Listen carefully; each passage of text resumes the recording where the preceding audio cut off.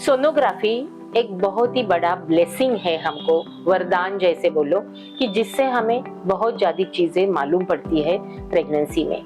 लेकिन बहुत इंपॉर्टेंट है कि आप टाइम पे वो सोनोग्राफी करें। कभी कभार पेशेंट हमेशा ये एक्सक्यूजेस देते हैं कि डॉक्टर ने बताया नहीं, लेकिन हमने उसके बारे में अवेयर रहना बहुत जरूरी है। सबसे पहली बात है, अगर आपके पीरियड्स मिस हो जाए तो उसके बाद 2 वीक्स के बाद आपने पहला कंफर्मेशन स्कैन करना जरूरी है। इससे समझ में आता है प्रेगनेंसी कहाँ लोकेटेड है।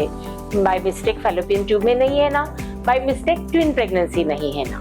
उसके बाद 8 वीक्स में डेटिंग स्कैन किए जाते हैं, जिससे हम कैलकुलेट कर सकते हैं आपकी डिलीवरी की डेट क्या हो सकती है। 12 टू 13 वीक्स का स्कैन बहुत ही इंपॉर्टेंट है।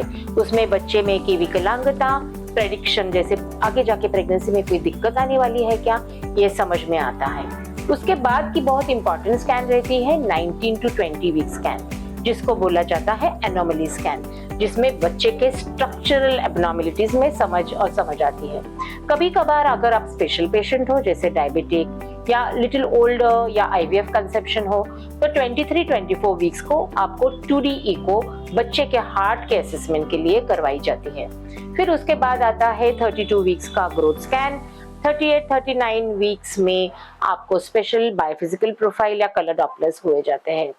प्रत्येक स्कैन के साथ कलर डॉपलर होती है, कुछ प्रेडिक्टिव वैल्यू रहती है, जिससे डॉक्टर को और आपको इंफॉर्मेशन मिल सकती है कि आपकी प्रेगनेंसी अच्छे तरह से ग्रो हो रही है, जिसके कारणवश अगर कोई प्रॉब्लम हो तो हम जल्दी से कुछ ना कुछ उसके लिए हेल्प करें, जिससे हमको कुछ इशू ना हो जाए।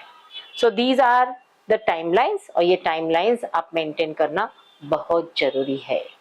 Happy pregnancy to you.